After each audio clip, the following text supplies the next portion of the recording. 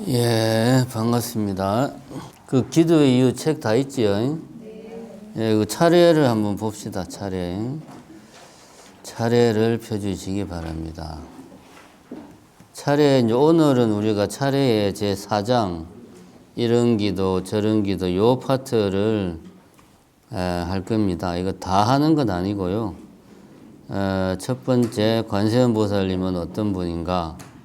관은 제일의 의미, 극락왕생과 나무아미탑을 여기 요 세 개 하고, 그 다음에 이제 신중기도 나은님은 누구십니까? 생전예수제 요 세 개는 각자 이제 읽어보시고요. 그 다음에 이제 불교와 민간신앙 이거 오늘 할 거고, 칠성기도는 왜 하는가? 요 정도 일단 오늘 같이 공부해보는 시간을 가지도록 하겠습니다. 우리가 이제 절에서 말하는 기도는 여러 가지 의미가 있는데, 일반적으로 많이 쓰는 의미의 기도는 하나의 그 정례화된 의식을 갖춘 수행은 수행인데, 나름대로 어떤 내 혼자서 그냥 나 오늘은 좀 수행을 해야 되겠어 해서 내가 마음 내킬 때 그냥 내가 원하는 방식으로 하는 그런 것보다 어떤 정례화된 방식으로 정해진 순서에 따라서 하는 수행. 불교적 관점에서 보자면 뭐 이렇게 우리가 기도를 정의할 수가 있겠습니다. 일단 그 정도로 이해를 하시고, 오늘은 정확하게 말하자면은 불교에서 주로 다루는 여러 그 신앙의 형태들, 오늘은 신앙의 형태들에 대해서 살펴보는 그런 시간이 되겠습니다. 불교에는 어떤 신앙들이 있는가 하는 것을 중점적으로 살펴보는 그런 시간입니다. 우리가 이제 1년 동안 계속 이야기를 했지만, 불교는 수행 시스템이다. 수행 시스템인데 종교의 외피를 쓰고 있다. 요렇게 이제 종교와 불교의 관계를 규정할 때 이런 표현을 많이 썼습니다. 종교의 외피를 쓴 수행 체계. 요렇게 이제 불교를 많이 이야기했습니다. 그래서 오늘은 요 종교의 외피 측면, 수행 시스템으로서 불교보다는 종교의 외피를 쓰고 있는 불교의 모습을 좀 디테일하게 살펴보는 시간이다. 그렇게 보시면 되겠습니다. 그래서 여기 이제 4장에서 1, 2는 관음신앙, 관세음보살을 섬기는 신앙이 1, 2고, 세 번째 극락왕생과 나무아미타불은 정토신앙이죠. 아미타불 신앙, 정토신앙.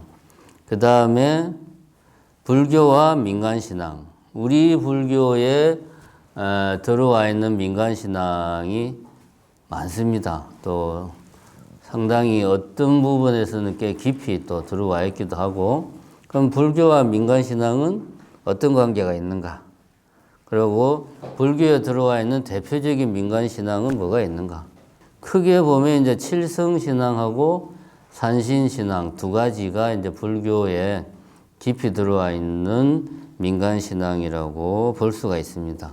그 두 가지가 신앙의 형태로서는 불교에 아주 깊이 들어와 있고, 그 다음에 이제 여기 잠깐 나오지만 동지, 칠석, 이 불교 절에서 많이 하는 행사 중에 이런 행사들이 있어요. 동지, 칠석, 그 다음에 입춘기도, 이런 것들은 사실 불교와는 관련이 없는데 우리나라의 전통 풍습인데 불교의 틀 안에서 계속 지금까지 좀 유지 보존되고 있는 그런 것들이 또 제법 있습니다.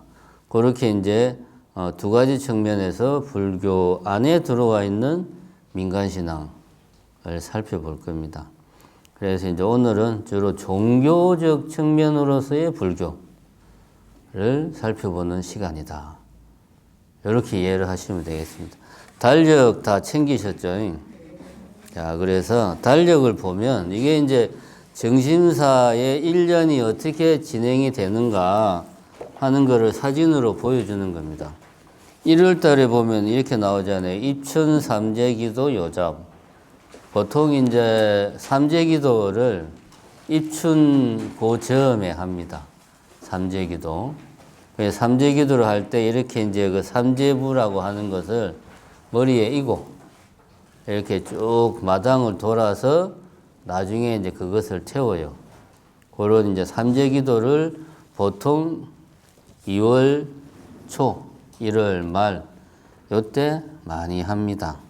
요거는 이제 삼재기도는 세시풍속도 아니고 민간신앙이라도 보기도 조금 힘들죠. 그냥 말 그대로 올해 내가 삼재가 뭐가 있나, 삼재가 있으면은 그거를 없애야지, 이런 의미의 좀 신앙이라고 보기에도 좀 낮은 차원이죠.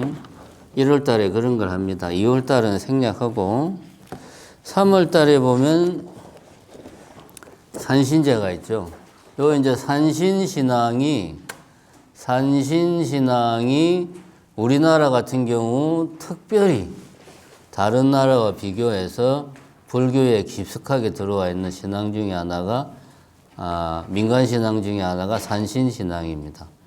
아마 이제 우리나라 사찰이 이제 산속에 많이 있다 보니까 또 그리고 우리나라가 산이 많고 해서 우리나라가 전통적으로 산신을 섬기는 그런 민간 신앙이 강하다 보니까 절에서 산신을 많이 이제 산신신앙을 많이 챙깁니다. 그 다음에 보면은 뭐 초파일 우리 올해 이제 수계식 한 곳이 있네요. 넘어가고 자 7월 달에 보면 우람분절 백중이라고 있죠. 백중이라고 하는 것은 이제 우람분절인데 음력 7월 15일에 그 영가님들을 위해서 그 공약물을 올리고 그때 이제 인연이 있는 모든 영가들을 위해서 합동천도제를 올리는 그런 행사가 이제 백중 우람분절입니다. 기원은 목령존자가 신통력으로 석가의 모친이 어떻게 지내고 있나 신통력으로 살펴보니까 지옥에서 너무 가진 고통을 당하고 있더라. 그래서 부처님을 찾아가서 제가 이렇게 신통으로 보니 제 석가 모친이 죽어서 지옥에서 너무 고통을 받고 있는데 어떻게 하면은 그 고통을 덜 수 있겠습니까? 그러니까 이제 부처님이 이제 좀 있으면 스님들 결제가 끝나는 해전날이 다가오니까 그때 공양물을 정성껏 준비해서 스님들에게 공양을 올리고 인연이 있는 모든 영가들을 위해서 죄를 잘 모시면 잘 천도가 될 것이다. 뭐 이렇게 이야기를 해서 시작을 했다라고 합니다. 근데 바탕은 정토신앙의 바탕을 하고 있죠. 그렇게 남아미탑을 하는. 그 다음에 이제 보면은 8월달, 9월달은 이제 우리 활동 넘어가고 10월달에 보면은 나한대자라고 있습니다. 요거는 지금까지 앞에서는 일반적인 사찰에서 대부분 다 하는 거고요. 500나한대제, 이거는 이제 나한님을 모시는 제는 최소한 광주 전남에서는 정심사만 하는 좀 특이한 겁니다. 나한제를 지내는 데는 별로 없어요. 나한 기도를 뭐 할 수는 있는데 그렇고 그 다음에 12월 달에 보면 동지, 사시, 맞이. 맞이가 뭔지 아시는 분 맞이? 부처님께 올리는 공양, 식사, 밥. 부처님께 올리는 밥을 맞이라고 그래요.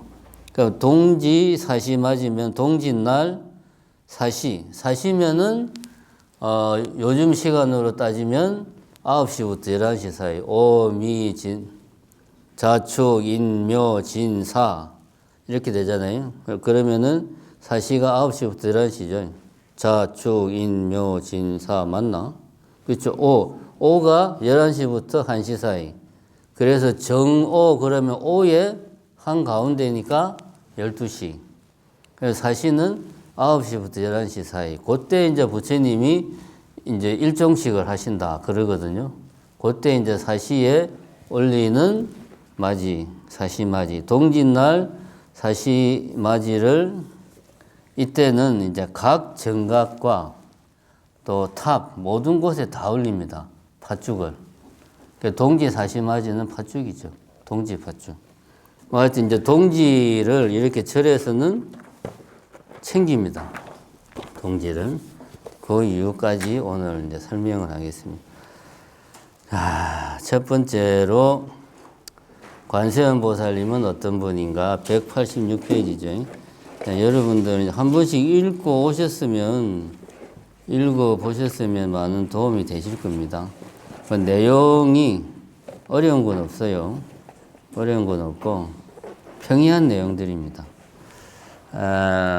관음신앙은 말 그대로 관세음 보살님을 추앙하는, 섬기는 그런 신앙이죠.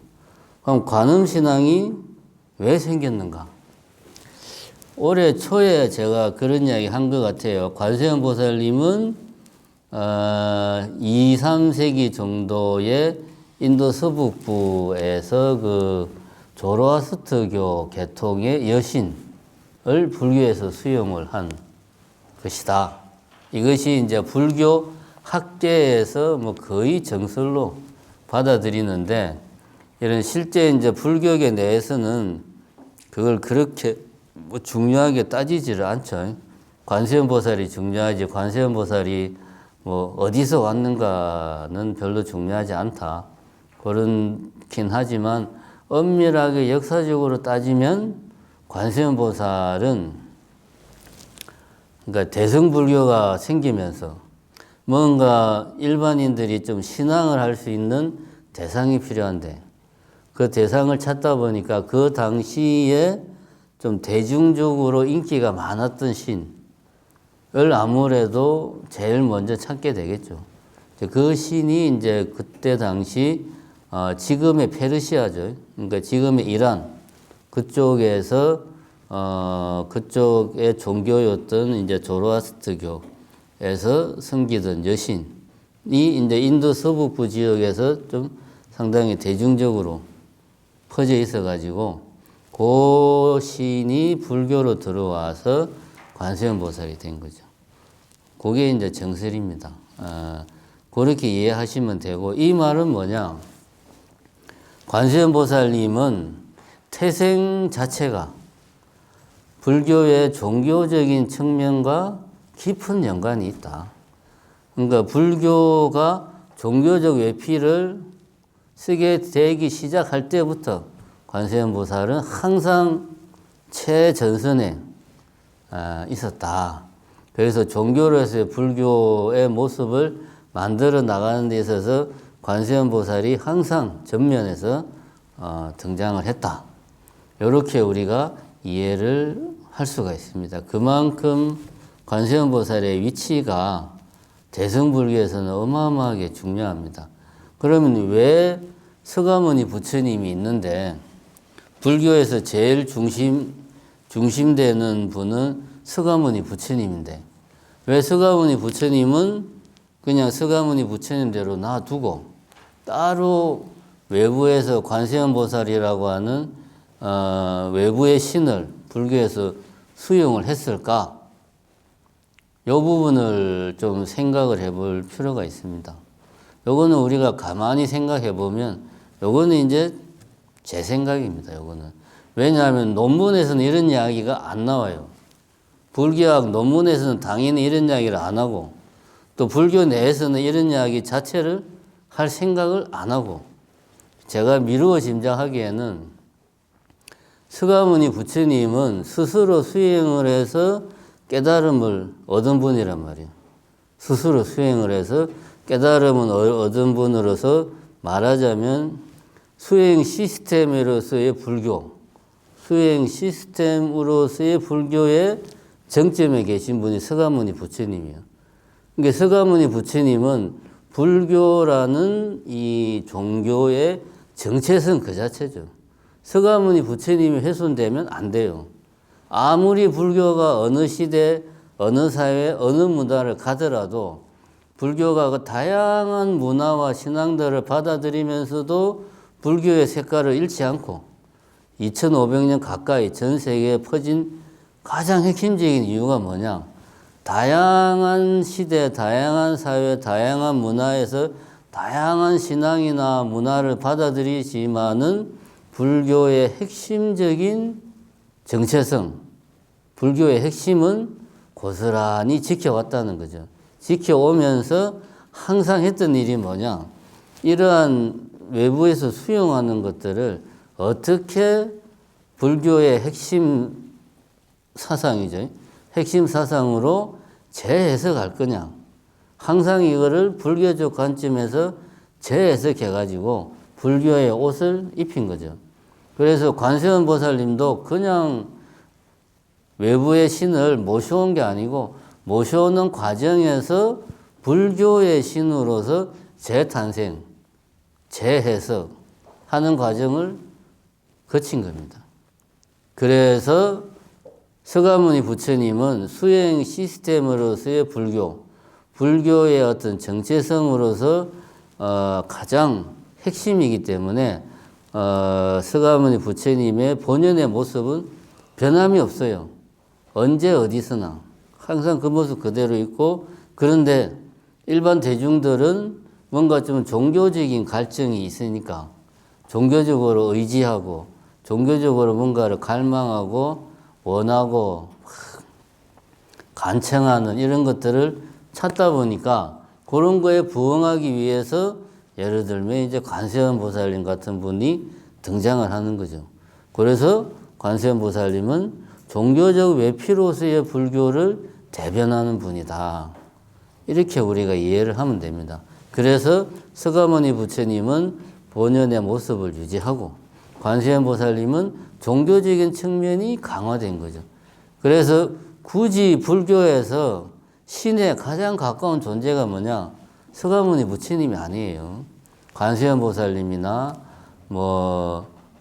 보현보살, 지장보살 이런 분들이 좀 일반적 의미의 신에 가까운 모습을 가지고 있습니다. 그래서 우리가 여기도 나오지만은 사실은 대웅전이면 서가모니 부처님을 주불로 모시는 데니까 정건을 할 때 서가모니 불 정건을 해야 되는데 왜 우리나라 사람들은 대웅전에서 관세음보살님 정건을 하냐? 같은 맥락이죠. 신앙의 대상으로서는 관세음보살님이 더 친근하고 친숙하고 말하자면 특화되어 있는 거죠. 신앙의 대상으로 특화되어 있는 거죠. 그러니까 정건할 때 관세음보살 정건을 하는 거죠.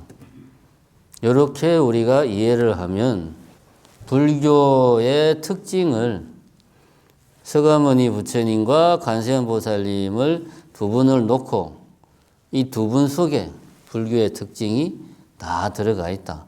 수행 시스템으로서의 불교, 종교로서의 불교가 각각의 이 두 분 속에 다 녹아 들어가 있다. 이렇게 보시면 되겠습니다. 그래서 이제 첫 번째 이야기했던 왜 관세음보살 관음정건을 대웅전에서 하는가?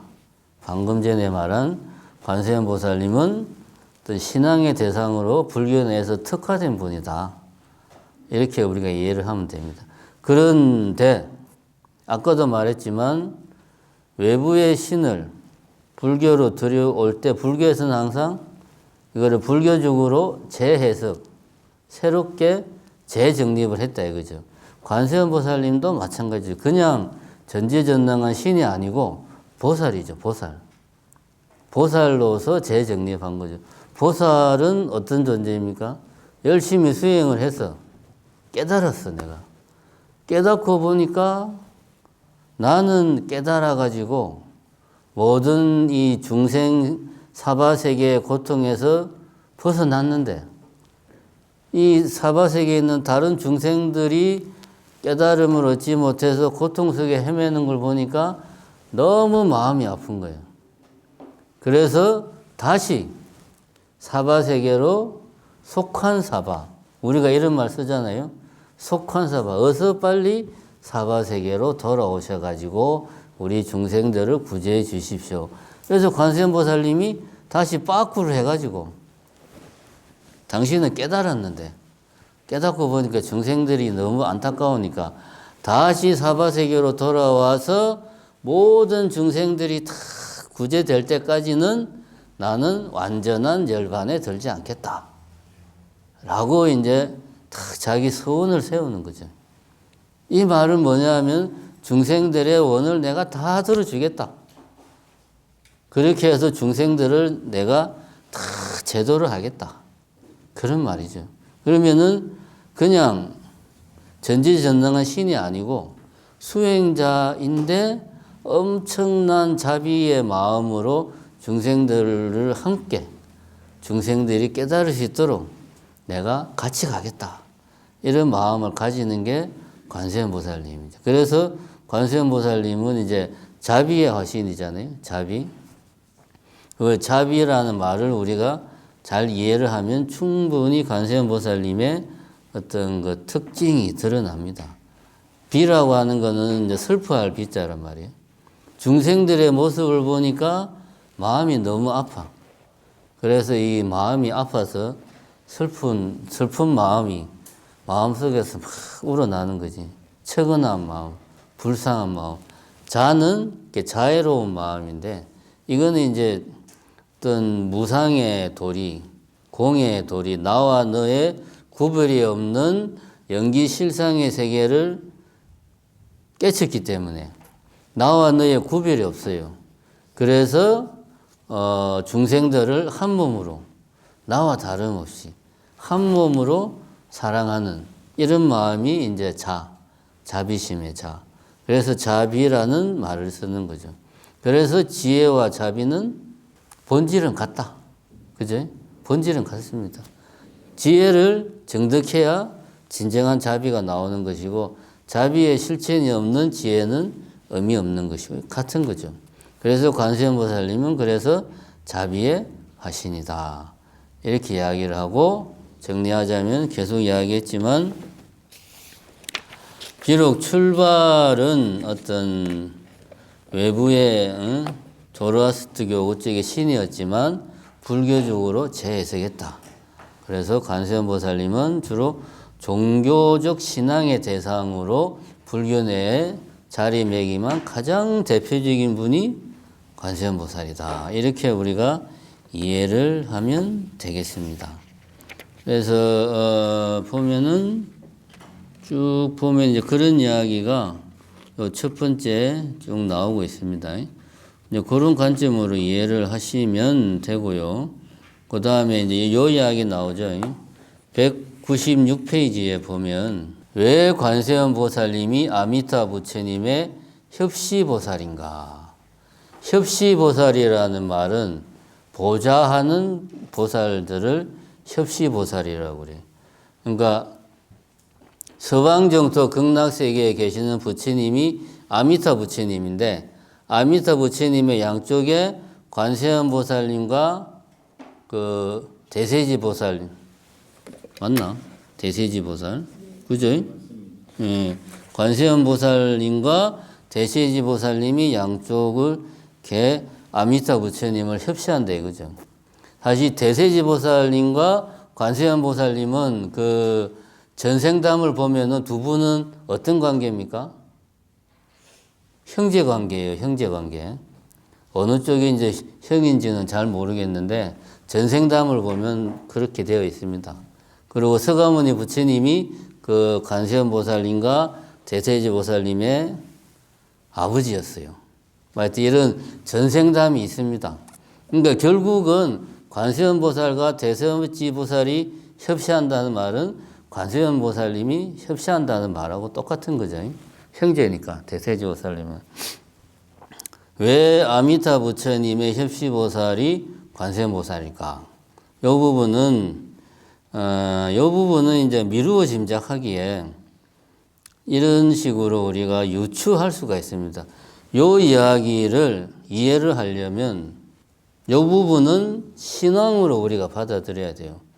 여기에서는 신앙이 없으면 왜 관세음보살이 협시보살 인지에 대해서 납득이 안 돼. 그러니까 일단 서방정토 극락세계를 믿어야 되고, 그 다음에 이 사바세계를 관세음보살님이 사바세계에 계신다는 걸 우리가 믿어야 돼요. 여기에 대한 믿음이 없이는 이 논리가 성립이 안 됩니다. 요 믿음을 전제로 했을 때 이제 여기 나오는 이야기가 그거죠. 첫 번째는 나무아미타불만 하면은 극락에 태어난다더라. 근데 내가 안 주고받는데 어떻게 그걸 믿냐? 중생들이 극락을 안 가봤으니까 믿음이 부족해. 근데 관세음보살님이 내가 그렇게 참 믿고 따르는 관세음보살님이 아미타 부처님을 보좌하고 있는 거예요. 아, 그러면 내가 관세음보살님을 믿으니까 아미타 부처님도 믿음이 간다. 이런 논리가 하나 있고, 그 다음에 아미타 부처님은 서방정토에 계신단 말이지. 이 사바세계에 계시는 분이 아니다 이거지. 근데 관세음보살님은 사바세계에 계시면서 중생들을 살피는 분이다 이거야. 그러니까 관세음보살님이 하는 일은 중생들을 극락세계로 중생들을 잘 인도하는 그런 역할을, 그러니까 아미타 부처님이 사바세계에서 해야 되는 역할을 대신 해주는 그런 역할까지도 관세음보살님이 한다. 이렇게 볼 수 있는 논리, 이런저런 논리로 해서 보통 불교 회화에서 보면 아미타 부처님의 협시보살이 관세음보살과 대세지보살입니다. 이렇게 우리가 이해를 할 수가 있겠다. 그 다음에 세 번째, 왜 관세음보살님은 다양한 모습으로 화연했는가? 이거는 이제 아까 제가 처음에 이야기한 그런 맥락으로 우리가 이해를 하면 됩니다. 천수경에 나오는 나무 칠구지 불모 대준재보살, 칠구지 불모 대준재보살도 관세음보살님의 다른 이름이거든요. 근데 이것도 힌두교 쪽에 신이 들어와가지고, 그러니까 관세음보살님이 한 분이 아닌 거죠.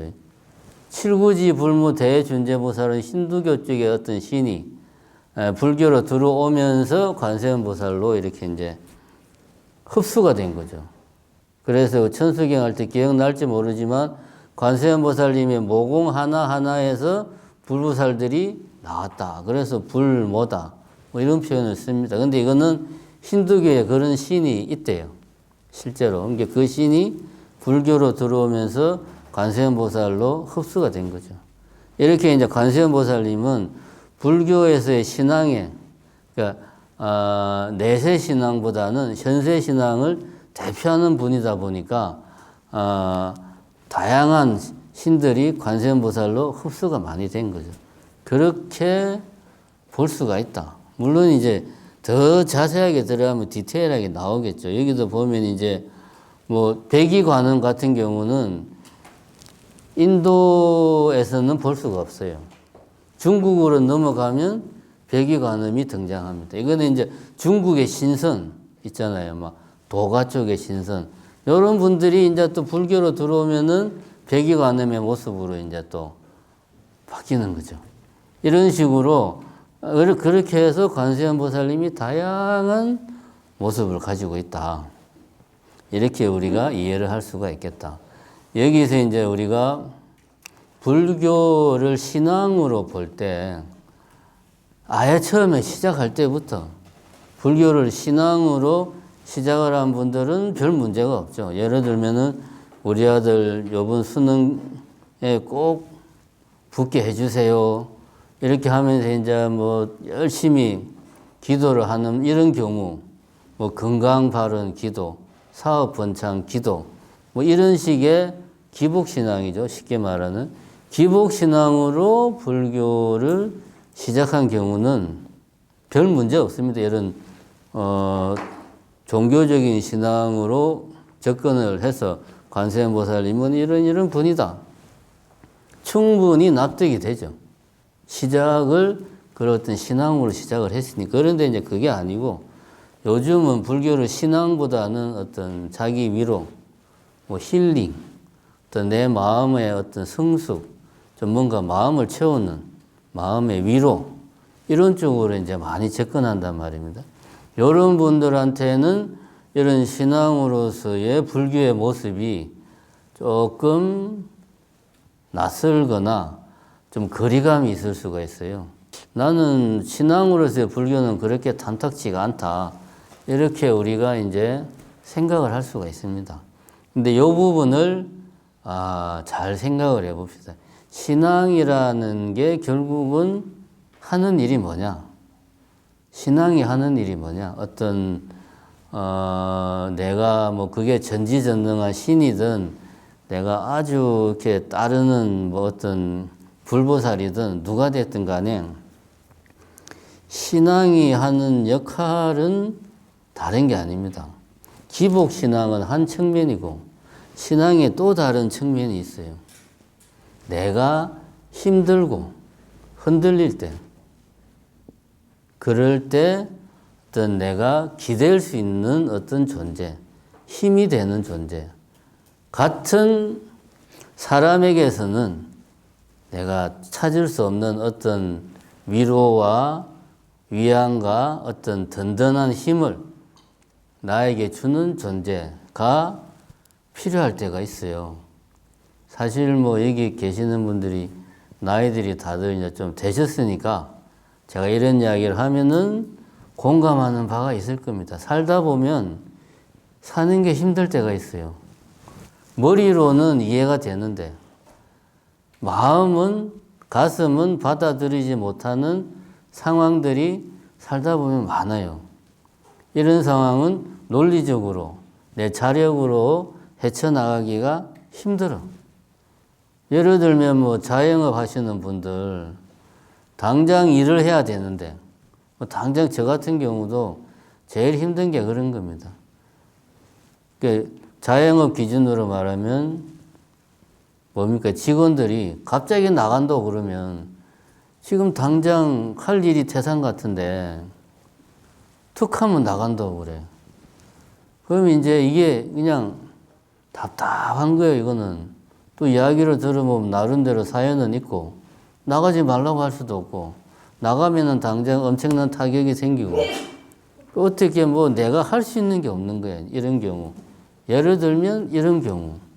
그 다음에 뭐 이제 가까운 사람이 병에 걸렸는데 이게 이제 돈이 엄청나게 들어가는 병이에요.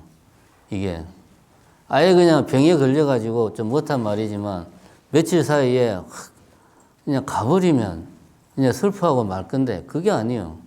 돈을 막 쏟아부으면 생명은 유지가 돼. 근데 주변에 돈을 다 털어넣어도 계속 더 넣어야 돼. 이게 앞길이 빤히 보여. 내 삶이 앞으로 어떻게 될지.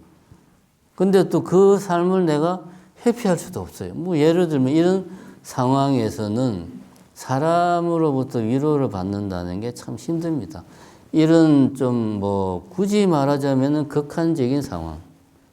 사람마다 다르겠지만 이런 상황에서 우리가 뭔가 좀 기댈 때가 필요해요. 기댈 때가. 과거에는 전쟁이라든가 천재지변이라든가 그 다음에 어떤 국가의 횡포라든가 이런 것들이 심하다 보니까 이런 지금 우리가 말하는 극한적인 상황이 좀 일상적으로 많이 생겼다 이거지. 그러니까 종교적인 마인드가 기본적으로 갖춰져 있었는데 요즘은 사실 일상생활에서 이런 극한 상황을 우리가 경험하는 게 많지가 않아요. 그래서 사람들이 종교를 멀리합니다. 그런데 우리가 이런 걸 또 전혀 무시하고 살 수도 없어요. 살다 보면 이런 극한적인 상황이 부딪힙니다. 이럴 때 사실은 나를 붙잡아주고 일으켜주고 좀 힘이 되는 게 어떤 종교적인 신앙. 예를 들면 관세음 보살님을 내가 내 마음이 이렇게 흔들릴 때 그래도 내가 불교를 수행하고 공부하면서 불보살은 내가 바로 불보살이라고 그랬는데 내가 관세음 보살님처럼 그렇게 살아야지. 관세음 보살님에게 의지를 해야지. 이런 어떤 나의 의지처가 생기는 거죠.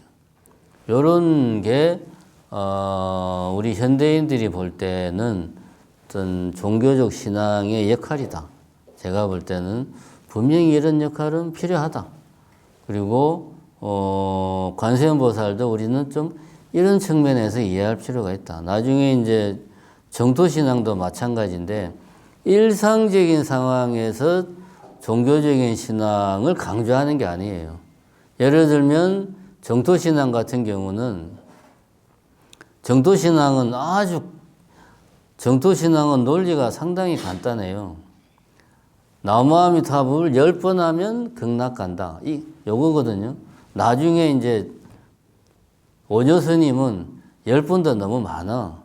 한 번만 네가 정말 진심으로 나무아미타불을 탁 외우면 극락 가서 태어난다. 요게 정토신앙이에요. 다른 거 없습니다. 아주 간단합니다. 정토신앙은. 복잡한 게 없어요. 복잡한 게 없어요. 그럼 이런 거는 일상생활에서 써먹으려고 있는 게 아닙니다. 정토신앙은 거의 대부분이 죽음을 앞두고 내가 평생을 세상을 나의 힘으로 내 힘으로 이 세상을 헤쳐나오면서 내가 살아왔는데 죽음에 임박해서 보니까 내가 아직까지도 깨달음을 얻지도 못하고 죽음을 두려워하고 고통 속에 있구나. 이제 괴로워하는 거죠. 그럼 그때라도 내가 지금이라도 내가 열심히 수행을 해서 깨달음을 얻으면 내가 그야말로 행복의 길로 갈 수가 있는데 이제 내 목숨이 오늘 내일 하니 정말 후회스럽구나. 죽음을 앞두고. 이럴 때 마지막 기회를 주는 거죠. 네가 진심으로 지난 삶에 수행하지 않고 지낸 삶에 후회를 하고 반성한다면은 나무아미타불을 간절하게 10번만 해라. 그러면 너는 극락 가서 태어난다. 이렇게 이제 제안을 하면 당연히 간절한 마음으로 나무아미타불을 하겠죠. 마지막 기회라고 주는데 관음신앙도 같은 맥락으로 봐야 됩니다. 정토신앙이 죽음이나 임종을 앞둔 극한적인 상황에서 등장하는 게 정토신앙이라고 하면 관세음보살도 우리가 일상생활에서 살다 보면 가지는 내가 정말 내 혼자의 힘으로 극복하기 힘든 절망적인 상황에서 내가 좀 나에게 힘이 되는 나에게 어떤 버팀목이 되는 그 뭔가를 제공해 주는 게 관음신앙인 거죠. 이렇게 종교적 신앙을 이해를 해야 됩니다. 이렇게 이해를 하면 그러면 평소에는 그런 신앙을 내가 안 가져도 되겠네. 극한적인 상황에서만 관음신앙이든 관세음보살님이든 나무아미타불이든 찾으면 되겠네 라고 생각할 수 있는데 그게 아니죠. 극한적인 상황에서 나무아미타불을 찾으려면 평소에 극한적인 상황에서 관세음보살을 찾으려면 평소에 관세음보살님을 내가 항상 가까이 해야 돼요. 평소에 수행이 자연스럽게 내가 관세음보살이다. 관세음보살님이야말로 자비의 화신이다. 이런 마음으로 평소에 내가 기도를 하고 수행을 해야 극한적인 상황에 봉착했을 때 나도 모르게 관세음보살님을 찾는 수행을 한다는 거죠. 그게 종교의 힘이다. 이렇게 우리가 종교적 신앙을 이해를 해야 됩니다.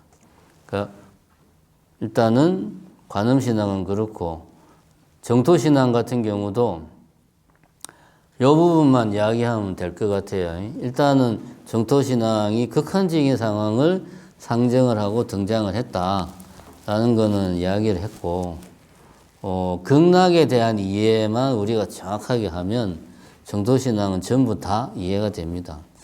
극락은 불교에서 말하는 극락, 극락은 말 그대로 지극한 락, 즐거움이 있는 곳. 극락정토라고 그러잖아요. 극락정토. 지극한 락, 즐거움이 있는 청정한 토, 땅. 세 개. 그럼 정토의 반대는 청정한 땅이 정토. 청정한 땅의 반도는 청정하지 않은 땅이죠. 예토. 우리 사바세계의 다른 말이 예토라고 그럽니다. 우리가 살고 있는 이 세계는 청정하지 않아요. 번뇌와 욕망 이런 것들로 아주 오염되어 있으니까 예토고, 이 예토가 아니라 청정한 땅이 우리가 말하는 극락세계. 이 청정하는 땅은 청정하니까 지극히 즐거운 곳이다. 그럼 극락세계를 한마디로 정의하자면 불교에서 말하는 극락세계는 기독교에서 말하는 천국하고는 다릅니다. 천국은 젖과 꿀이 흐르고 사자와 사슴이 함께 친하게 지내고 막 그러는 데잖아요. 근데 이제 불교에서 말하는 극락은 그게 아니고 깨달음을 얻기 가장 좋은 조건을 갖춘 곳이 극락이다. 왜 극락을 가느냐? 극락에 가면 이 사바세계, 예토에서는 깨달음을 얻기가 너무 힘든데 극락에 가면 깨달음을 쉽게 얻을 수 있어. 그래서 극락에 가려고 하는 거지. 그래서 왕생극락하라고 우리가 제사 지낼 때 계속 그러는 게 다른 이유가 아닙니다. 여기 사바세계에서는 영가님께서 깨달음을 얻지 못했는데 극락에 가셔가지고는 극락은 깨달음을 얻기가 아주 좋은 곳이니까 극락에 가서 꼭 깨달음 얻으십시오. 이런 맥락에서 왕생극락을 이야기하는 거예요. 왕생, 가서 어디에? 극락에 가서 생, 태어나라. 왕생극락. 그 말이죠. 그러니까 극락은 어떤 곳이다? 깨달음을 얻기 아주 최적의 조건을 갖춘 곳. 그 최적의 조건은 다른 게 아니고 청정한 곳이다 이거죠. 우리를 유혹하는 환경이 아예 없는, 번뇌가 일어날 수 있는 여지가 전혀 없는 그런 곳이다 라고 불교에서는 상정을 하고 있습니다.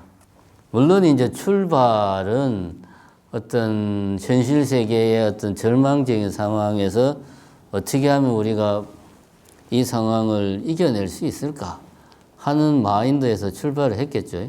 정토신앙은. 그래서 이곳이 아니고 극락에 태어나면 그곳에서는 행복할 수 있다. 뭐 이런 내세신앙. 내세신앙은 인간 역사에서는 어느 시대, 어느 사회, 어느 문명이나 다 있었어요. 그 내세신앙이 불교로 들어와서 아까 말한 정토신앙으로 재해석이 된 겁니다. 그러니까 깨달음의 관점에서 내세신앙이 새롭게 재정립이 된 거죠. 요게 이제 중요합니다. 기존의 내세신앙을 그대로 수용한 게 아니고 요거를 불교적으로 다시 재해석을 했다. 이렇게 보시면 되겠습니다. 그게 정토신앙이다. 그 다음에 이제 미륵신앙은 뭐 여기에는 없지만 사실은 우리가 이제 답사를 갔으면 요번 답사 컨셉을 이제 미륵신앙으로 하려고 했었거든요. 근데 이제 뭐 참가자 숫자가 작아서 안 갔지만 미륵신앙은 이게 불교적으로 재해석하기가 쉽지가 않았어요. 예, 제가 보기에는 여러 논리가 있는데 매끄럽지가 못해. 그래서 불교에서 미륵신앙은 많이 사라졌어요. 지금 우리나라 같은 경우는 미륵신앙은 거의 없습니다. 우리만 그런 게 아니고 일본도 그렇고 중국도 그렇고. 그러니까 미륵신앙도 역시 불교의 고유한 신앙이 아니고 외부에 있는 뭐 미륵이 마이트레야인가 하는 그런 어떤 신인데 이 신을 이제 수용을 한 건데 이거는 조금 이게 잘 안 되는 거야. 미륵신앙은 크게 두 가지로 등장을 합니다. 미륵신앙은 사실 우리나라 호국불교는 미륵신앙이에요. 삼국시대 호국불교. 우리나라에 불교가 들어올 때 이것이 이제 우리가 국사 시간에 배우기에는 그렇게 배웠잖아요. 어떤 통치 이념을 정립하기 위해서 통치 이념으로 불교를 활용을 했다. 그래서 국가로 하는 데 있어서 어떤 통치 이념이 필요해가지고 불교를 적극적으로 수용했다. 이런 이야기를 하죠. 중국도 같은 맥락입니다. 미륵신앙은 크게 두 가지, 그러니까 미륵신앙은 왕권과 떨어뜨려서 생각할 수가 없어요. 두 가지가 뭐냐. 첫 번째는 내가 미륵이다. 왕이. 그러니까 불교를 도입을 하고 그 불교에서 등장하는 미륵이라는 신이 바로 나야. 지금 이 미륵 세상 용화 세계야. 왜? 내가 미륵이니까.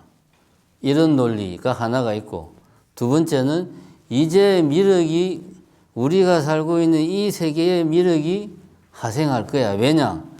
미륵은 항상 전륜성왕이 통치할 때 미륵이 등장한다라고 하는 논리가 있어요. 왜냐? 전륜성왕이 하는 일은 미륵불이 이 세계의 하생에서 모든 중생들을 다 구제하기 위해서 사전에 정지 작업을 다 하는 게 전륜성왕이 하는 일이에요. 그러니까 뭐 국가 간의 갈등, 요즘으로 치면 사회복지, 뭐 이런 모든 문제들을 전륜성왕이 다 해결해 가지고 태평성대를 만드는 거예요. 그러면 그때 이제 미륵 부처님이 보고, 제가 다 교통정리를 다 했군. 그럼 이제 나는 내려가기만 하면 되겠네. 해서 이제 미륵이 하생을 하는 거예요. 요 두 번째 논리는 내가 전륜성왕이야. 그러니까 곧 미륵이 하생할 거야. 이런 맥락에서 불교를 이제 도입을 하는 거죠. 그래서 미륵신앙은 중국도 그렇고 우리나라도 그렇고 들어올 때 왕권을 통해서 지방호족들을, 그러니까 우리로 치면 지방호족들을 누르기 위해서 등장을 한 거예요. 근데 이것이 이제 삼국시대 지나고 고려시대 들어오면서, 이제 이게 이미 이제 왕권이 강화되고 자리를 다 잡으니까 굳이 내가 미륵이다, 뭐 내가 전륜성왕이다 할 필요가 별로 없거든요. 그러니까 미륵신앙의 필요성이 감소를 한 거죠. 그러면서 미륵 부처님이 우리나라 같은 경우는 그 마을 입구에 서 있는 그 뭡니까? 장성, 천하대장군, 지하여장군, 이런 식으로 이제 변화하고 나중에 이제 세월이 이제 어수선할 때는 이제 그 우리가 흔히 말하는 기존의 왕이 내가 미륵이 아니고 반란을 일으키는 사람들이 내가 미륵이야 해서 나를 따르라 해서 이제 어수선한 시대에 또 미륵이 하나의 그 백성들의 그 어떤 뭐 구세주로서 이제 등장을 하죠. 뭐 동학 농민혁명이 힘을 받은 것도 보면은 그 미륵신앙이 한몫을 했습니다. 저기 도서람 가는데 보면 미륵 마이블이 큰 게 있어요. 거기에 이제 가운데에 그 무슨 뭐 비기가 이제 있는데 이거를 꺼내는 사람이 미륵이다. 뭐 이런 이제 전설 아닌 전설이 내려오고 있었는데 동학을 이끌었던 뭐 누군가가 그 길에 가서 이거를 탁 꺼냈대. 그래서 사람들이 그걸 보고 야 미륵이 하생했대 해가지고 그때 이제 막 동학 농민들이 그렇게 이제 드세게 서울까지 치고 올라간 거지.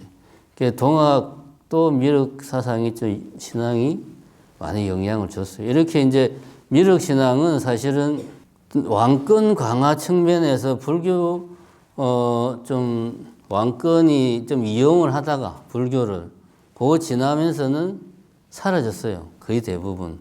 그리고 좀 약간 좀 민간 종교화 되어버렸습니다. 우리나라에서. 중국에서는 미륵불이 뭐로 변했냐 하면 포대화상 이런 식으로 좀 변화가 되고 그러니까 불교에서는 사이드로 밀려난 거죠. 그래서 여기서 미륵신앙은 없습니다. 대표적인 게 불교는 관음신앙과 정토신앙이 신앙으로서는 대표적인 양대 축을 형성을 하고 있다. 관음신앙은 현세적인 부분을 주로 담당하고 정토신앙은 내세적인 부분을 담당을 하고 그러나 어쨌든 핵심은 불교에서는 이 관음신앙, 정토신앙을 외부에서 수용을 했으나 이거를 불교적으로 재해석했다. 재해석해서 성공하면 불교화되어서 불교의 신앙으로서 자리를 잡고 또 그 나라 그 사회 문화에 맞게 좀 변화를 거치면서 자리를 잡는데 이것이 불교적으로 해석이 안 되면 미륵신앙처럼 뭐 좀 불교랑 좀 불편한 동거를 하다가 떨어져 나가는 거죠. 대표적인 게 미륵신앙. 그렇게 이해를 하면 됩니다. 백제불교와 신라불교에서 미륵신앙을 빼고 나면은 이야기할 게 별로 없습니다, 사실. 우리가 흔히 말하는 그 방가사유상 알죠? 금동, 그 정식 명칭은 금동 미륵 방가사유상이에요. 미륵 보살은 56억 3천만 년 뒤에 이제 이 세계에 내려와서 중생을 제도하기 위해서 지금은 도솔천에서 내가 중생을 어떻게 제도할까라고 이제 깊은 생각에 빠져 있는 게 미륵 보살이거든요. 서가모니 부처님은 이 현세 부처님인데 오기 전에 역시 도솔천에서 법을 설하다가 당신이 보고 내가 내려갈 때가 되었다 해서 내려오신 거고 이제 미래불인 미륵불은 아직 부처님이 되기 전에 미륵보살은 그래서 방가사유상 도솔천에서 명상하는 모습으로 계시는 거죠. 그런 식으로 이제 그러니까 그게 우리가 삼국시대 어떤 불교 조각의 가장 대표적인 거잖아요. 방가사유상. 우리나라도 그렇지만 일본의 국보 1호도 방가사유상이에요. 우리나라에서 이제 일본 애들은 일본에서 만들었다 그러고 우리는 아니다. 지금 누가 봐도 우리나라에서 갖고 간 거다. 라고 이야기를 하지만 어쨌든 국보 1호가 방가사유상이에요. 그만큼 삼국시대에는 미륵신앙이 중요했다. 근데 이거는 지금은 불교하고는 좀 거리가 멀다. 그렇게 이해를 하시면 되겠습니다. 관음신앙하고 정토신앙은 이제 불교의 어떤 그 종교적 측면, 종교적 외피로서의 불교를 우리가 알고 싶다면은 관음신앙과 정토신앙을 보면 된다. 이렇게 이해하면 되고 서가모니 부처님은 어떤 수행 시스템으로서의 불교의 정체성을 이제 확실하게 어떤 뭐 견지하고 있는 지키고 있는 분이다. 뭐 그렇게 우리가 이해를 하면 되겠습니다.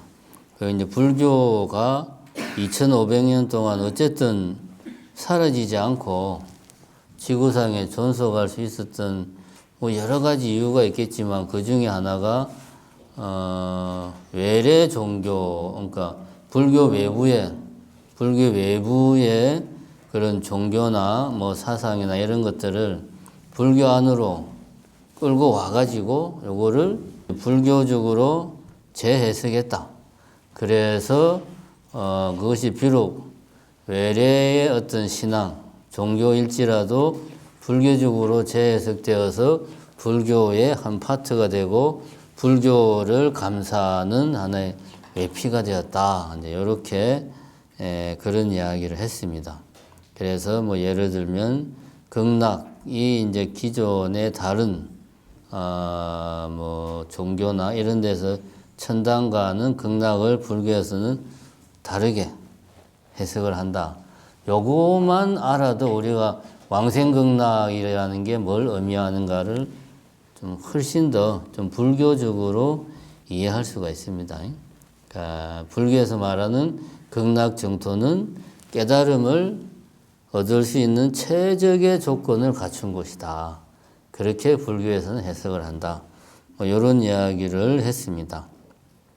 그리고 미륵신앙은 불교로 수용을 했으나 주로 왕권 강화와 결부가 되면서 지속이 되다가 그것이 왕권 강화의 필요성이 사라지면서 미륵신앙도 토속신앙화 되거나 뭐 사라지거나 그런 길을 걸었다.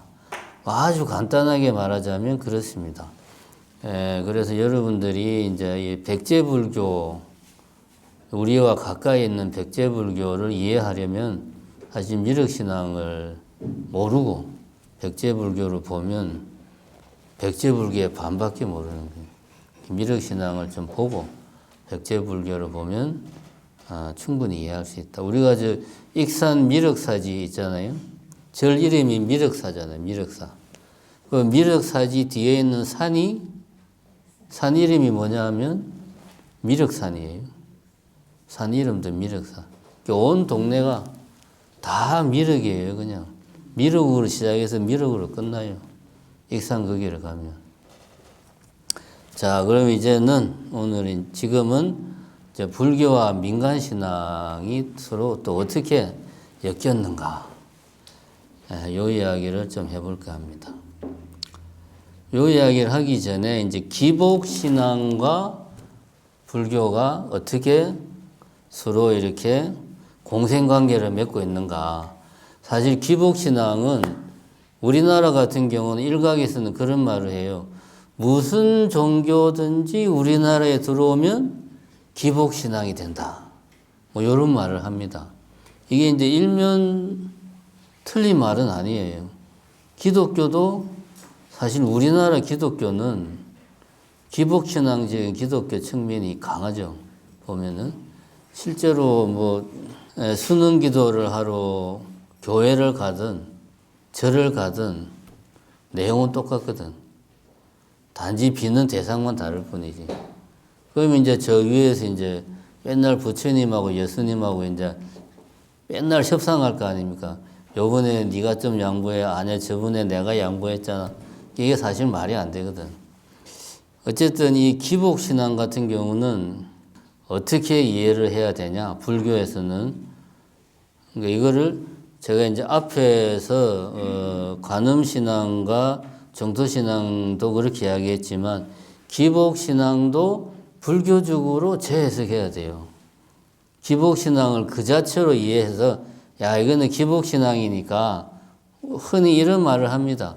기복신앙이니까 처음에 내가 뭘 모르고 불교에 처음 발을 들일 때 하나의 방편으로 기복신앙을 한다. 뭐 이렇게 이야기하는 측면이 있죠. 처음에는 뭘 어쨌든 불교가 좀 친해져야 되니까 뭐 수능 기도를 하든 사업 성공을 하든 뭐 뭘 하든 간에 어쨌든 뭐 기복신앙으로 하더라도 일단 불교에 친해지고 그럼 그 다음에 좀 불교의 내용을 차츰차츰 알아가면 되지 않냐. 방편으로서 기복신앙을 이제 이야기하는 그런 측면이 많습니다. 사실 그런 측면도 분명히 있죠. 기복신앙.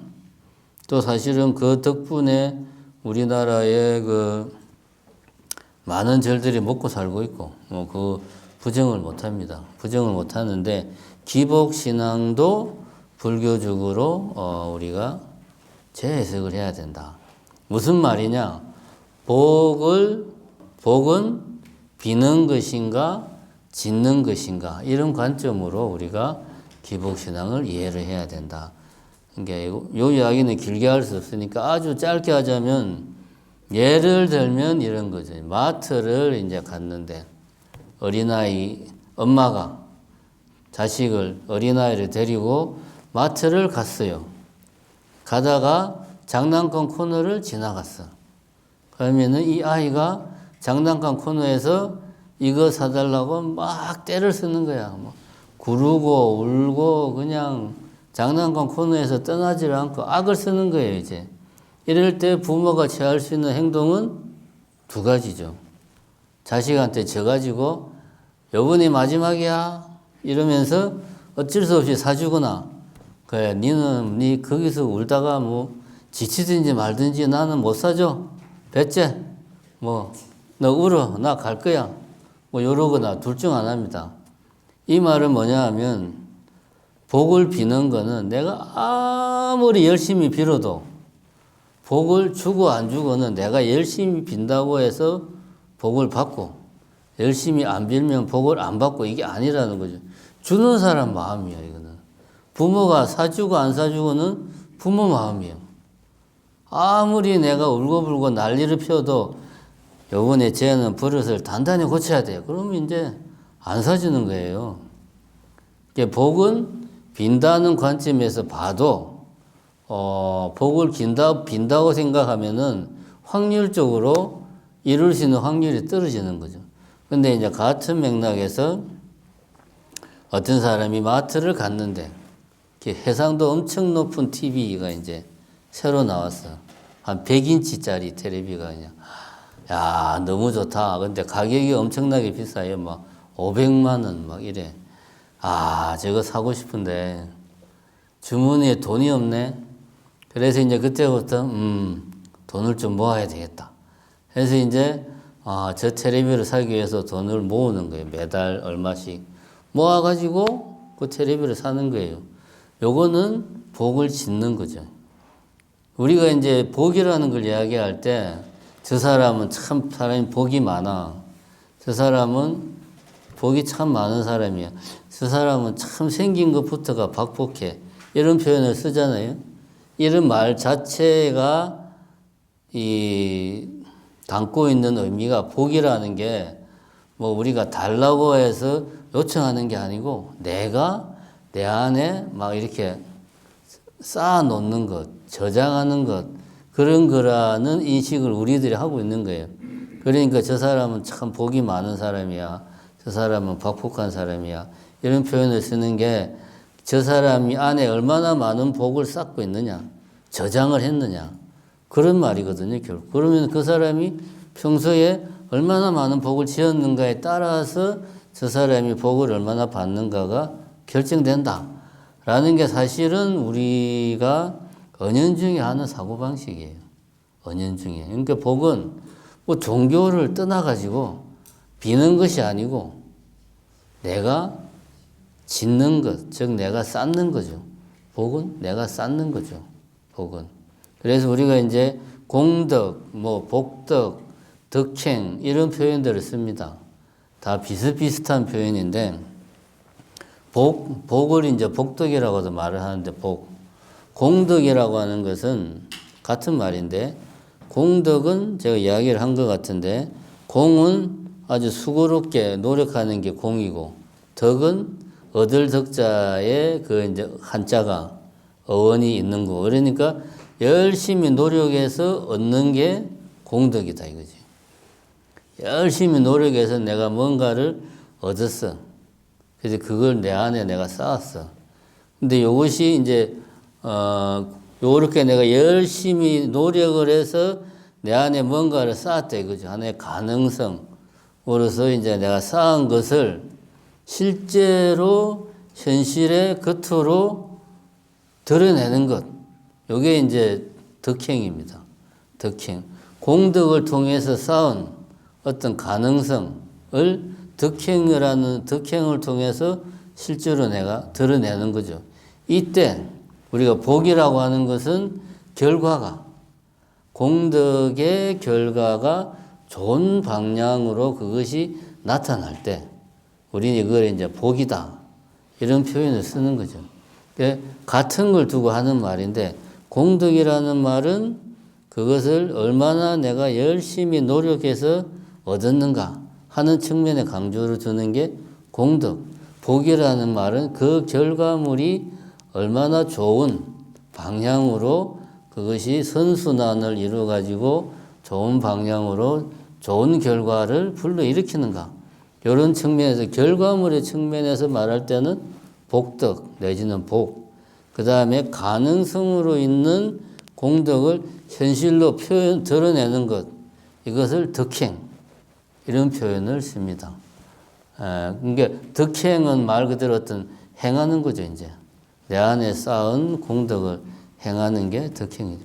이런 거를 이해를 한다면 우리는 기복신앙을 복을 짓는 측면이 아니고 복을 비는 측면이 아니고 복을 짓는 측면으로 이해를 해야 되고, 불교적으로 보면 복을 비는 것은 공덕을 쌓는 거고, 공덕을 쌓는 것은 내가 뭔가 열심히 노력하는 거니까 이게 바로 불교에서는 수행이에요. 뭔가 열심히 노력하는 것. 이게 수행이죠. 올바른 방향을 향해서. 그러니까 공덕을 쌓는 것이 수행이고, 그걸 우리가 불교적 관점에서 뭔가 열심히 노력하는 것은 내가 중생으로서 가진 잘못된 잘못된 행동, 잘못된 습관을 반성하고 고치는 거죠. 그러니까 뭐 굳이 말하자면은 참여하는 것이고, 그게 수행인 거죠. 중생으로서 가지는 잘못된 행동, 잘못된 생각, 잘못된 습관, 이런 것들을 내가 다 고쳐서 올바른 방향으로 나아가는, 이게 수행이고, 그게 공덕을 쌓는 거고, 그것이 복을 짓는 거고, 이렇게 다 연결이 되는 거다. 그래서 기복신앙을 기복신앙이 아니고 복을 짓는다라는 관점으로 이해를 하면, 이건 역시 불교적으로 우리가 충분히 중요한 거다, 이렇게 우리가 볼 수가 있겠죠. 그럼 요거를 우리가 수능기도에 적용을 해보자. 수능기도는 그거잖아요. 우리 아들이 이번에 서울의대에 원서를 넣었어요. 요즘 수능기도는 대입 합격 이런 거를 안 합니다. 대학은 다 들어갈 수 있으니까. 다만 어떤 대학 무슨 과를 가냐, 요즘 이제 이런 걸로 수능기도 많이 하거든요. 그러니까 이제 대부분 우리 아들이 공부를 어마어마하게 잘하면 굳이 기도 안 붙이죠. 근데 공부를 잘 하는데 좀 불안해. 이럴 때 이제 기도를 많이 붙이죠. 그러면은 원하는 것은 원하는 대학에 원하는 학과에 합격하는 거란 말이죠. 우리 자식이. 그럼 부모인 내가 할 수 있는 건 사실 그렇게 많지가 않아요. 내가 공부하는 게 아니니까. 부모가 할 수 있는 것은 공부할 수 있는 여건을 만들어주는 정도. 그건 뭐냐? 자식의 스트레스를 다 받아주고, 자식이 항상 편안한 마음으로, 이게 사실은 쉽지가 않습니다.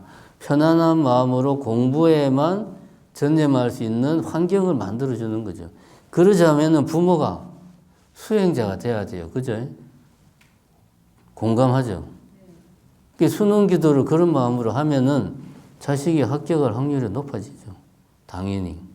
부모가 이렇게 집에 와서 전혀 자식이 스트레스를 안 받을 수 있는 환경을 만들어 주니까 오히려 학교에서 받은 스트레스를 풀고, 공부를 더 하고 싶어 하게 막 그런 여건을 조성을 해주면, 자기가 원해서. 그러면은 그 아이가 합격을 못하면은 운이 없는 거죠, 뭐.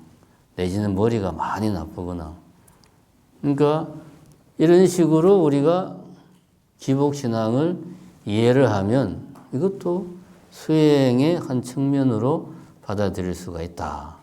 이러한 이해를 일단 바탕으로 하고, 민간신앙을 보면 우리나라의 대표적인 민간신앙은 두 가지입니다. 칠성신앙과 산신신앙. 뭐 점 보고 하는 건 이거는 신앙이라고 볼 수가 없죠. 점 보고 사주 보고 하는 거, 이건 신앙이 아니죠. 그죠? 빼고 신앙, 뭔가 이렇게 좀 신적인 존재에 빌고 막 하는 행위, 이런 거는 크게 두 가지입니다. 칠성신앙하고 산신신앙. 칠성신앙은 대표적인 게 이제 정한수 떠놓고 이렇게 비는 거, 이제 장독대 위에다가 정한수 떠놓고 막 비는 거, 이게 칠성신앙이에요. 산신신앙은 뭐 잘 아시다시피 뭐 무등산 산신대제진호 이러는 게 이제 산신신앙이에요. 우리가 이제 우리 광주에서도 동구불교협의회에서 이제 매년 무등산 산신대제를 해요. 그러면은 동구청장도 오고, 지역 국회의원도 오고, 뭐 구의회 의장도 오고, 이런 지자체장들도 다 와요. 전혀 이거는 미신이야 뭐 이런 이야기 아무도 안 합니다. 너무나 당연하게 이건 해야 되는 거야. 이게 그만큼 우리나라에서는 산신신앙이 보편적으로 그냥 이렇게 사람들에게 그렇게 부정적이지 않게 인식이 되고 있습니다. 아주 우리나라는 산악 지형이 많다 보니까 삼국시대부터 산신신앙이 뿌리 깊게 내려왔어요. 심지어는 고려시대까지만 해도 왕이 전국의 10곳에 뭐 산을 정해가지고 산신제를 직접 지냈다고 그럽니다. 뭐 태백산 뭐 이런 몇 군데. 그 아주 중요한 산신제는 국가 행사로, 국가 주도의 산신제가 사실은 조선시대 초까지만 해도, 그러니까 임진왜란 전까지 보면은 국가 주도의 산신제가 주류를 이루었고, 오히려 지금처럼 국가 주도가 아니고 민간 중심의 산신제는 조선 후기에 많이 등장을 했습니다. 그러면서 산신각이 산신신앙이 민간으로 넘어가면서 산신각이 자연스럽게 절로 이렇게 들어온 게 조선 후기입니다. 그전에는 국가 중심으로 했어요. 이승계만 해도 매년 전국의 유명한 산에 이렇게 막 산신제를 지내고 막 그랬다고 그래요. 그 뒤에는 제가 기억이 잘 안 나네요. 어쨌든 고려시대까지는 국가 주도의 산신제를 했고, 조선도 초기에는 산신제를 국가 주도에서 했어요. 근데 이제 당연히 사대부들은 그렇게 좋아하지 않았지. 그래서 이게 나중에는 민간 주도로 넘어가면서 불교가 이거를 수용을 하는 양상으로 갔습니다. 어쨌든 왜냐하면 이 책에는 산신신앙은 언급이 안 돼 있으니까 제가 그냥 짧게 이야기를 했습니다. 산신신앙은 좀 출발이 국가 주도였다 하는 것을 좀 우리가 알 필요가 있습니다. 지금은 민간 주도지만 좀 그런 측면이 있습니다. 그 다음에 이제 칠성신앙 같은 경우는, 칠성은 북두칠성의 그 칠성입니다. 북두칠성. 북두칠성이 뭘 중심으로 도냐 하면은 북극성을 중심으로 돌잖아요. 북두칠성이 가리키는 별이 북극성이잖아요. 결국은 칠성신앙은 엄밀하게 말하면 북극성 신앙이다. 이거는 북반구에서 흔히 볼 수 있는 거예요. 칠성신앙은 우리나라가 시초가 아닙니다. 중국, 최소한 동아시아의 칠성신앙은 중국에서 기원했다는 그런 설이 중론입니다. 한나라 시대에도 칠성신앙이 있었다라고 그래요. 한나라 시대면 거의 서기 100년, 200년 막 그럴 때잖아요. 그때도 칠성신앙이 있었다. 그러니까 기록상으로는 중국이 제일 먼저 나옵니다.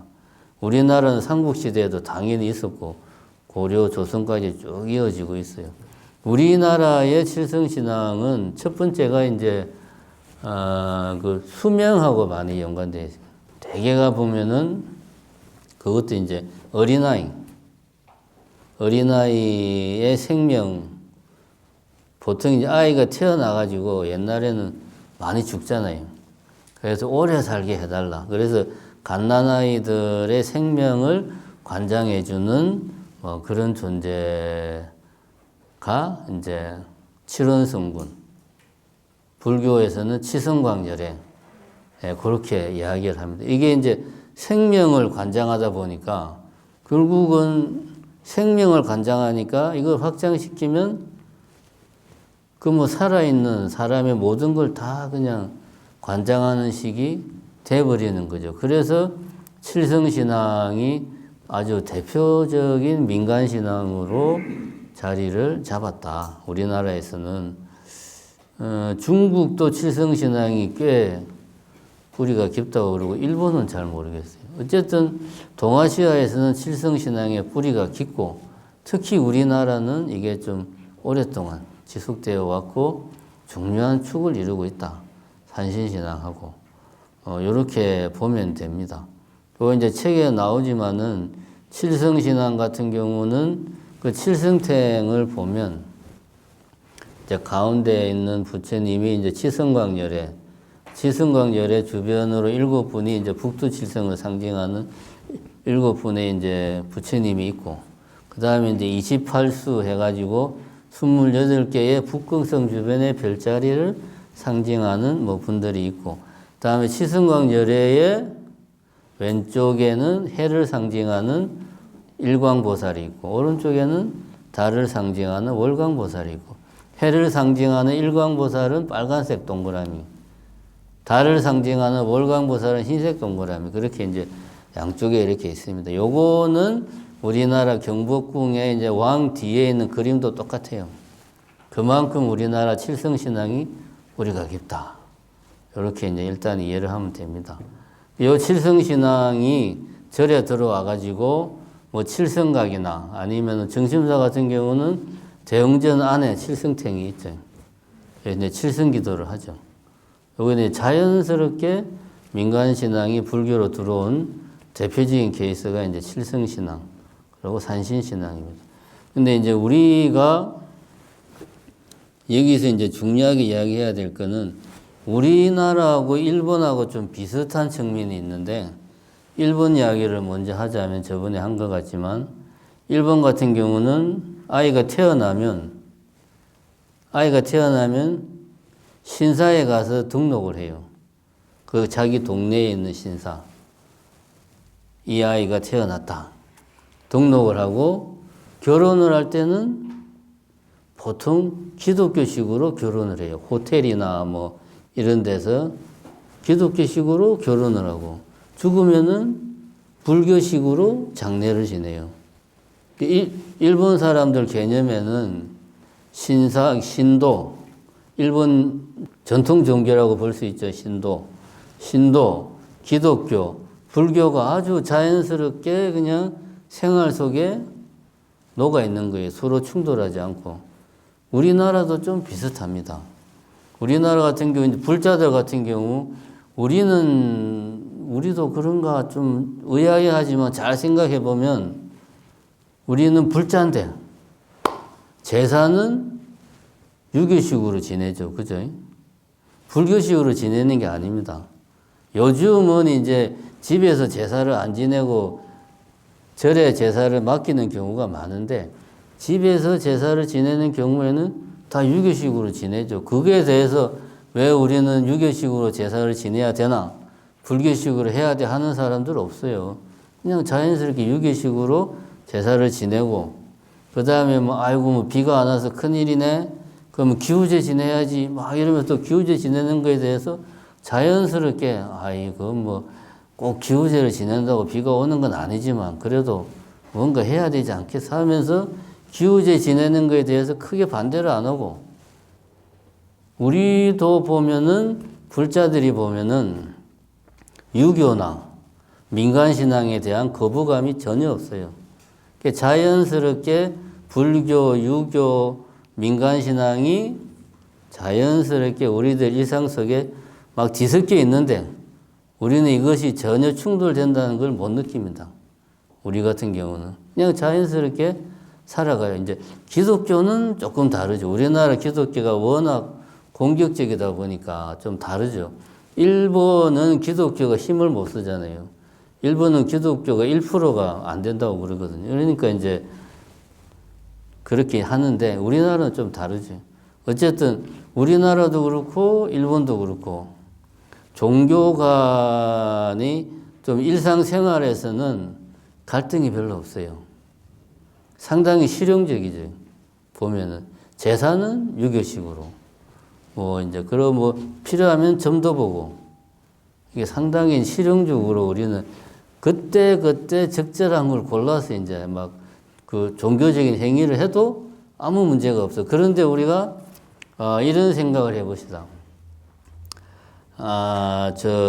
중동의 뭐 사우디아라비아나 이런 데 있는 어떤 사람이 결혼은 기독교식으로 하고, 누군가 죽으면은 이슬람식으로 장례를 지내고, 아이가 태어나면 유대교식으로 또 어떤 뭐 의식을 치르고 이러는 사람이 있다.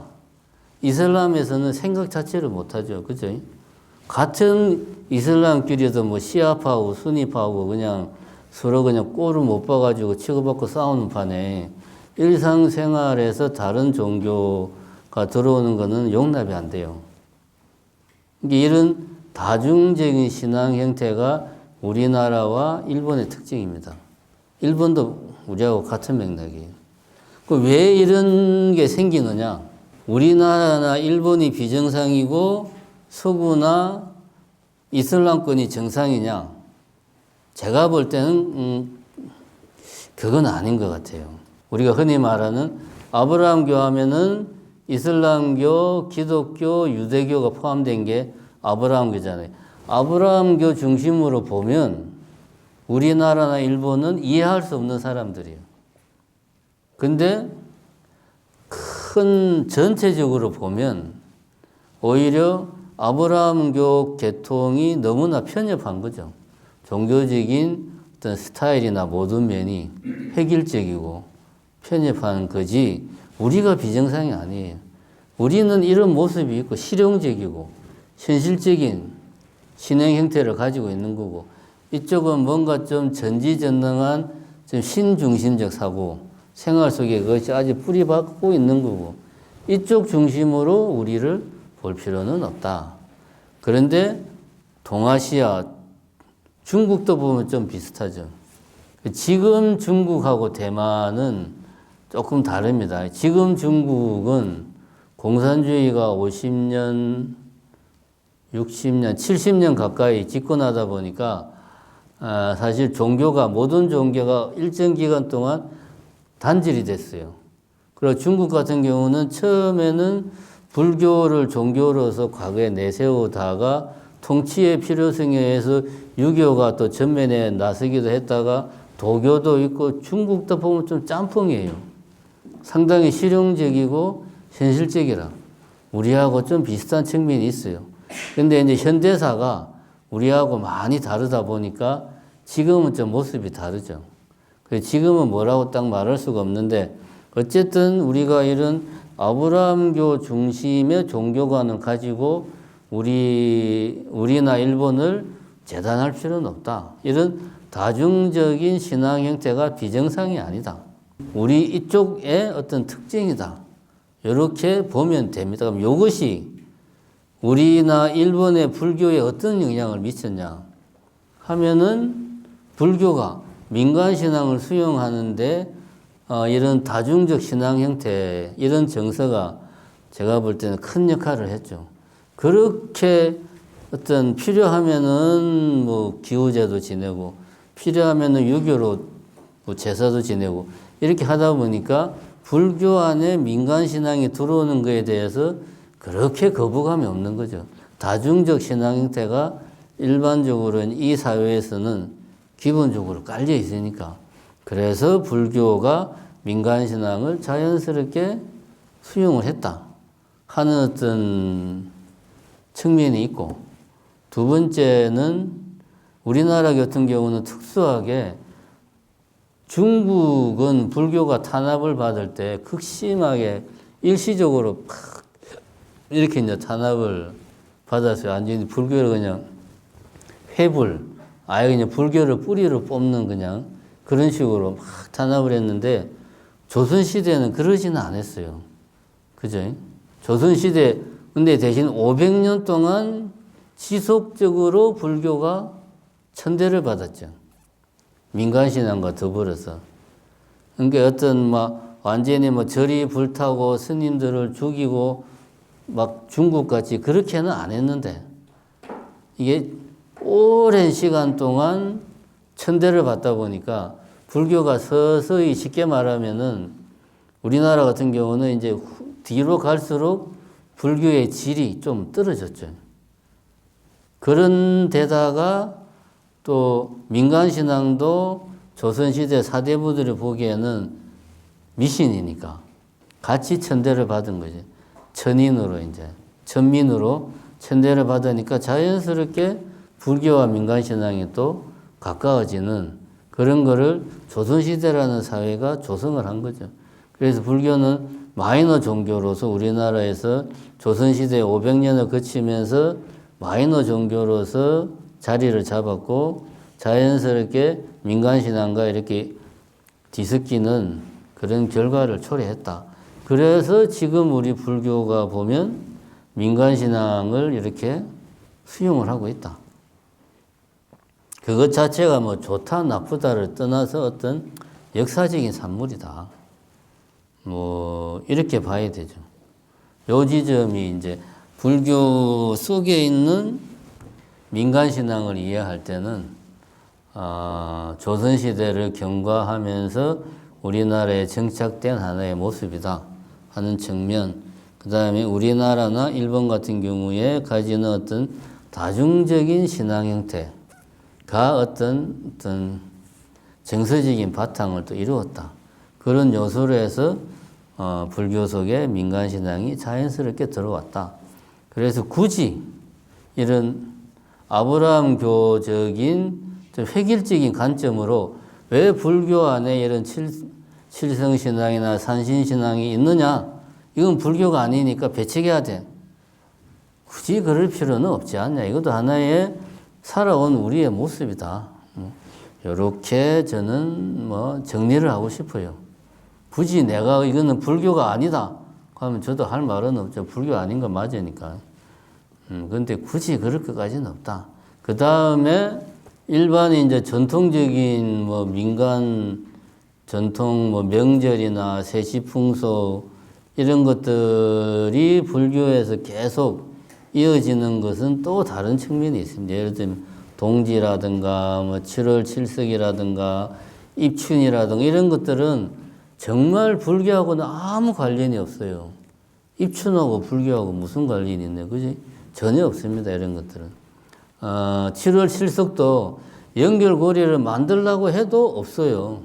정말 아무리 머리를 쥐어짜도 없습니다. 7월 7석하고 견우증녀가 만나는 거하고 불교하고 무슨 관련이 있어요? 전혀 관련이 없습니다. 그 다음에 동지도 불교하고 전혀 관련이 없습니다. 다만 이런 우리 나라에서 전통적으로 우리 사회가 어떤 촌락 공동체를 이루던 농경사회를 이루던 시절에 중요시하던 행사였다 이거죠. 그런 것들이. 그 매 시기에 중요시하던 행사였다 이거죠. 입춘, 7월 7석, 동지 이런 것들 중요한 행사였다. 근데 일반 사회는 우리나라가 일제시대에 이제 식민지를 36년 동안 경험하고 끝나자마자 바로 해방이 되면서 그냥 미군정이 들어와서 서구화가 급속하게 해방이 된 뒤에 그냥 3년 동안 전쟁을 해가지고 과거가 완전히 쑥대밭이 되고 그 위에 또 미군정이 들어오면서 서구화가 급속하게 진행이 되고 그 다음에는 이제 사람들이 오로지 돈을 많이 벌자 주위로 가면서 이런 과거의 농경사회 시절에 전통적인 어떤 그 정서 그런 중요한 풍속이 사라진 거죠, 그냥. 근데 사찰 같은 경우는 상대적으로 거리를 두고 살다 보니까 이런 전통적인 풍속이 나름대로 일반 사회보다는 잘 유지가 된 거죠. 예를 들면 동지가 되면은 정각마다 팥죽을 다 올리고 정각에만 올리는 게 아니고 탑에도 올리고 이게 이제 달력에도 나오듯이 이게 이제 불교니까 그러는 게 아니고 스님들도 한국 사람이니까 동지는 팥죽을 쓰는 날이다. 우리는 절이니까 우리가 팥죽을 먹으려면 먼저 불부살님한테 공양을 올리고 나서 그 다음에 우리가 먹어야 돼. 그러니까 동지날 다 온 정각에 이제 팥죽을 다 돌리는 거죠. 이런 것들이 이제 절에서는 자연스럽게 좀 이어졌고 일반 사회에서는 전통이 단절되면서 지금은 동지를 안 챙기죠. 뭐 거의 안 챙기는 게 아니라 안 챙기죠, 그냥. 동지를 챙기려면 지금 어떻게 해야 됩니까? 편의점 가가지고, 그지? 팥죽 사가지고, 야, 오늘이 동지라는데 팥죽 먹어야지. 그 이상은 우리가 할 수가 없죠. 이런 측면에서 이제 뭐 동지나 입춘이나 7월 7석 같은 어떤 전통적인 명절이 절에 이어지는 측면이 있다. 뭐 또 하나 굳이 이야기하면 이 책에 나오지만은 우리 이제 일반 사회에는 공동체라는 틀이 완전히 다 사라지면서 개인화 되어버린 반면에 절은 그래도 공동체가 훼손되는 속도가 일반 사회보다는 느리다 이거죠. 그러니까 이런 지금은 뭘 해야 되고 지금은 이게 이제 이어져 내려오는 게 있는데 절에서는 일반 사회에서는 다 이제 뭐 이런 공동체 이런 게 없어져 버리고 딱 개인으로 돼 버리니까 이제 동지가 다가오니까 동지 준비를 해야 돼. 그건 누가 준비해요? 그 마을 사람들이 모여서 다 해야 되는데 그러니까 자연스럽게 사라져 버리는 거죠 그런 게. 그런 의미에서 또 민간신앙이라기보다 좀 어떤 전통적인 명절, 세시풍속이 불교 안에 좀 오랫동안 지속이 되었다. 이렇게 우리가 볼 수가 있습니다. 그러니까 이제 정리를 하자면 종교적인 측면에서는 관음신앙과 정토신앙이 불교에서는 중요한 축을 이루고 있다 하는 거. 이것은 종교적 외피를 쓴 수행 시스템. 이렇게 우리가 말할 수 있는 불교의 핵심적인 불교를 굳이 한마디로 규정하자면 종교적 외피를 쓴 수행 시스템이라고 할 때 이 종교적 외피를 구성하는 중요한 축이 관음신앙과 정토신앙이다. 최소한 우리나라는 그렇습니다. 그리고 민간신앙 같은 경우는 칠성신앙과 산신신앙이 자연스럽게 흡수가 되었고 이거는 조선시대라는 특수한 어떤 시대적인 배경과 아울러서 우리나라 사람들이 가진 좀 다중적인 신앙 형태가 영향을 미쳤다. 이런 것들을 이해하면 좀 그래서 민간신앙에 대해서는 좀 너그러운 마음으로 볼 필요가 있다.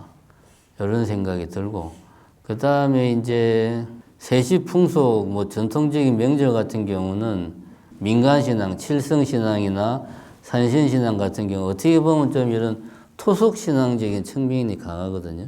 원시 종교의 형태. 원시 종교를 좋게 말하면은 환경보호와 밀접한 연관이 있어요. 토템 사상, 애니미즘 막 그런 거잖아요. 자연에 생명이 있다. 뭐 핵심은 그거거든요. 그러니까 지금 우리가 자연을 파괴하고 지구가 지금 엉망이 된 결정적인 이유는 인간 아닌 것들은 대상으로 여기니까 이렇게 지구가 지금 엉망이 됐는데 사실은 이런 토속신앙은 자연에 어떤 생명이 있다는 그런 사고를 가지고 있기 때문에 오히려 지금 우리에게 있어서는 그런 측면에서 불교와 무관하게 이런 토속적인 신앙의 필요성이 대두가 된다. 지금 우리에게서는 자연을 자연의 생기를 불어넣고 생명으로서 대하는 이런 자세가 필요하고 이런 자세에는 사실은 이런 민간신앙, 토속신앙적인 요소가 좀 유의미한 측면도 있다. 돈만 밝히는 것보다는 훨씬 낫다. 라는 게 제 생각입니다. 우리나라 사람들이 지금 문제가 그거라고 그러잖아요. 뭐 세계 17개국의 사람들을 한테 설문조사를 해서 뭐가 제일 중요하냐라고 설문조사를 하니까 우리나라만 빼고 나머지는 다 뭐 가족, 뭐 우정 이런 걸 강조했는데 우리나라는 돈. 이게 우리가 웃을 일이 아니고 그런 설문조사를 하면 머릿속으로는 야 그래도 돈이 중요하지 하지만 표시할 때는 그래도 가정이 중요해 이렇게 해야 되는데 지금 우리는 이것도 안 한다는 거죠. 아니 돈이 최고지. 지금 우리가 그런 단계라는 거지. 생색도 안 낸다는 거지. 가정의 중요성, 가족의 중요성, 어떤 인간관계의 중요성 이런 것에 대해서 생색도 이제는 안 내는 단계다 이거지 우리가. 그건 심각한 거예요. 그런데 이런 어떤 민간신앙이 가지는 좀 이런 뭐 토템 사상이나 애니미즘 같은 것들이 오히려 지금 우리한테 필요하다. 이런 측면에서 불교 안에 들어와 있는 민간신앙을 고운 시선으로 바라보자 라는 게 제 생각입니다. 이제 우리가 지금까지 하다 보니까 이제 1년 가까이 우리가 쭉 했습니다. 1년 가까이 했고요. 사실 원래는 상반기만 할 생각이었는데 상반기의 반응이 나쁘지 않은 관계로 가을에도 하자, 해야 된다 뭐 이런 말들이 있어서 가을에도 했습니다. 사실 불교대학 같은 거를 혼자서 다 하는 경우가 그렇게 많지가 않아요. 보면 강사가 막 바뀌면서 하는데 어떻게 하다 보니까 제가 혼자 다 그냥 하게 됐습니다.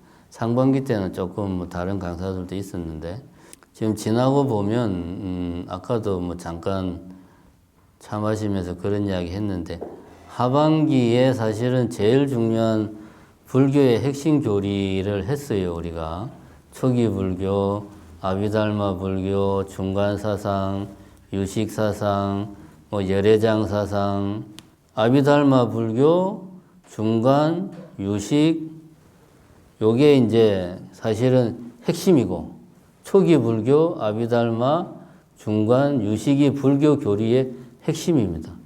핵심이고, 여기에서 발전한 게 이제 열애장, 화엄사상이 발전한 거고, 실천적인 측면에서 선종이 우리나라 같은 거 아주 중요하게 대두되니까 했고, 여기까지는 사실은 우리가 불자로서는 알아야 될 것들이에요, 사실은.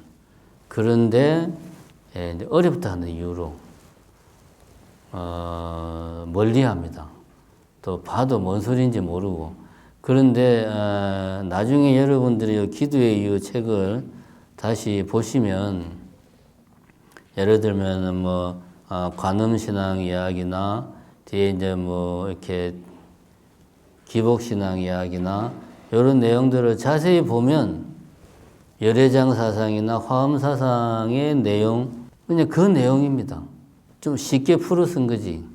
그래서 이 교리가 상당히 중요해요. 특히 초기 불교, 아비달마 불교, 중간 유식 이 네 가지는 언젠가는 한번 불자들이 짚고 넘어가야 돼.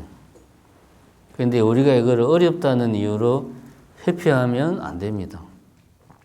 그래서 이제 그 기회가 될 때마다 여러분들도 아비달마 불교, 중간 불교, 유식 이런 것들은 자꾸 이제 보고 또 듣고 이제 우리 같은 경우는 강의를 다 이제 녹화를 해가지고 다시 볼 수 있으니까 언제든지 이제 다시 보기를 해서 여러분들이 자주 접하는 게 좋습니다. 물론 이제 그렇게 한다고 해서 아주 디테일한 그 내용들을 다 기억하라는 건 아니에요. 그냥 중요한 거는 유식 사상의 어떤 핵심적인 개념, 중간 사상의 핵심적인 개념들을 내가 말로는 설명을 잘 못하지만 그런 게 대충 어떤 거다라는 것들은 머릿속에 감을 잡고 있으면 그러면 여러 가지 좀 불교에 관한 내용들을 봐도 그것이 이 틀에서 벗어나지 않습니다.